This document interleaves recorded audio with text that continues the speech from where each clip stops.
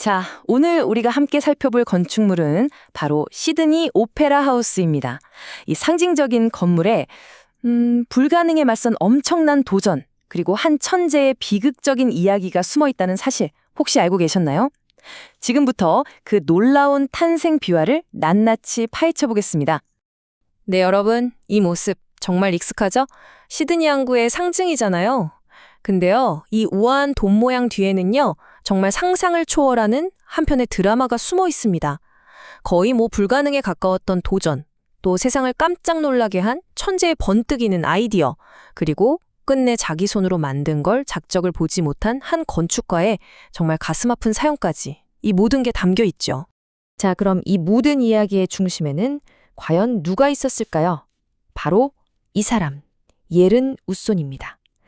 건축의 역사를 말 그대로 영원히 바꿔놓을 운명을 타고난 남자였죠. 그럼 이 예렌 웁손이라는 사람, 대체 어떤 인물이었을까요? 당시 나이가 38, 사실 세계적으로는 거의 이름이 알려지지 않은 덴마크 출신의 젊은 건축가였어요. 근데 이 사람한테는 아주 특별한 영감의 원천이 있었습니다. 바로 아버지가 요트 설계자였던 거죠. 그래서 어릴 때부터 자연스럽게 바다, 파도, 그 유기적인 곡선에 푹 빠져 살았다고 해요. 그리고 바로 이 경험이 훗날 세계의 건축물을 탄생시키는 결정적인 씨앗이 됩니다.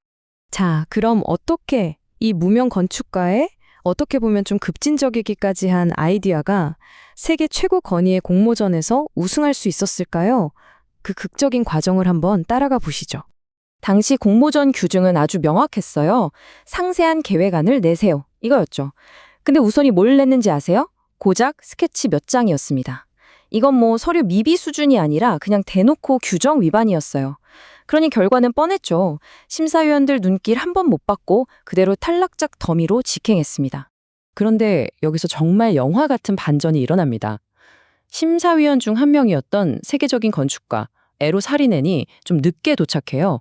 그리고는 이미 탈락 처리된 설계한 더미를 혹시나 하는 마음에 뒤적이기 시작한 겁니다. 그러다 딱 우손의 스케치를 발견한 거죠. 그리고는 외쳤습니다. 신사 여러분, 바로 이겁니다. 사리네는 이 단순한 그림 속에 숨겨진 어마어마한 잠재력을 단번에 꿰뚫어 본 거예요. 그의 강력한 주장 덕분에 결과는 완전히 뒤집혔습니다. 자, 이렇게 극적으로 당선은 됐습니다. 그런데 이제부터가 진짜 문제의 시작이었어요. 왜냐하면 우손의 이 아름다운 디자인은요, 당시 기술자들 사이에서는 한마디로 절대 지을 수 없는 건물 취급을 받았거든요. 엔지니어들이 뜩 마주한 문제는 진짜 근본적인 거였어요. 저 거대한 지붕, 돔 모양의 쉘이라고 부르는 저 곡면들이 있잖아요. 이게 전부 제각각 다른 모양의 다른 크기인 거예요. 그럼 이걸 어떻게 똑같이 찍어낼 수가 있겠어요? 표준화가 아예 불가능한데 도대체 이걸 어떻게 지으라는 걸까요? 당시 건설 현장은 정말 거대한 미로 그 자체였다고 해요. 세계 최고의 엔지니어들이 무려 4년 넘게 매달려서 수없이 계산하고 시뮬레이션을 돌렸지만 답이 안 나오는 겁니다. 프로젝트는 좌초될 위기에 처했고 우손의 꿈은 점점 악몽으로 변해가고 있었죠. 바로 그때 모두가 포기하려던 그 순간에 우손이 모든 걸 해결할 정말 기가 막히게 우아하고 단순한 해법 하나를 발견해냅니다. 이 프로젝트 전체의 운명을 바꿀 열쇠가 되는 바로 그 순간이었죠. 여기서 우손의 천재성이 정말 폭발합니다. 그는 문제의 본질을 파고들었어요. 모든 조각이 다 달라서 만들기 어렵다고? 그럼 모든 조각을 같게 만들면 되잖아. 바로 이 역발상이 모든 걸 바꾼 겁니다. 그리고 마침내 해답을 찾아냈죠. 그건 바로 모든 지붕 조각을 완벽하게 둥근 하나의 공, 즉 구의 표면에서 잘라낸다는 아이디어였습니다. 이 간단한 기하학 원리가 어디서 나왔는지 아세요? 바로 오렌지 껍질을 벗기다가 얻은 영감이래요. 한번 상상해보세요. 반지름이 75m나 되는 거대한 공에서 모든 지붕 조각을 잘라낸다고 생각하니까 모든 조각이 똑같은 곡률을 갖게 된 거죠. 덕분에 공장에서 부품을 똑같이 찍어낼 수 있게 됐고 불가능이 가능으로 바뀌는 순간이었습니다. 와, 정말 기가 막힌 발상 아닌가요? 자, 이렇게 가장 큰 기술적인 문제가 해결됐으니 이제 한숨 돌리나 싶었는데 아니었습니다. 이번에는 정치적이고 또 재정적인 문제가 그의 발목을 잡기 시작합니다. 네, 여기서부터 이야기의 분위기가 좀 비극적으로 바뀌게 되죠. 숫자는 거짓말을 안 하죠. 여기 한번 보세요. 처음 예상했던 예산이 700만 달러였거든요. 근데 최종적으로 들어간 비용은요? 무려 1억 200만 달러. 14배가 넘게 불어난 겁니다. 이 천문학적인 액수는 곧 정치적인 무기가 돼서 우선을 사정없이 공격하기 시작했습니다. 결국 갈등은 터질 수밖에 없었죠. 정부는 계속 돈 문제를 들먹이면서 설계 변경을 요구했고 우쏘는 예술가로서의 자기 비전을 절대 타협할 수 없었습니다. 결국 1966년 정부가 설계비 지급을 딱 끊어버리면서 그는 사실상 해고된 거나 마찬가지로 프로젝트에서 쫓겨나게 됩니다. 그리고 그는 다시는 호주 땅을 밟지 않았습니다. 자기가 평생을 바친 그 걸작이 완성된 모습을 끝내 자기 눈으로 보지 못한 채 말이죠.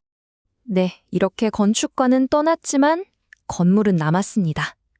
그럼 이제 후손이 남긴 이 위대한 건축물이 어떤 놀라운 특징들을 가지고 있는지, 또 세상에 어떤 유산을 남겼는지 한번 살펴볼까요? 자, 1056만 6.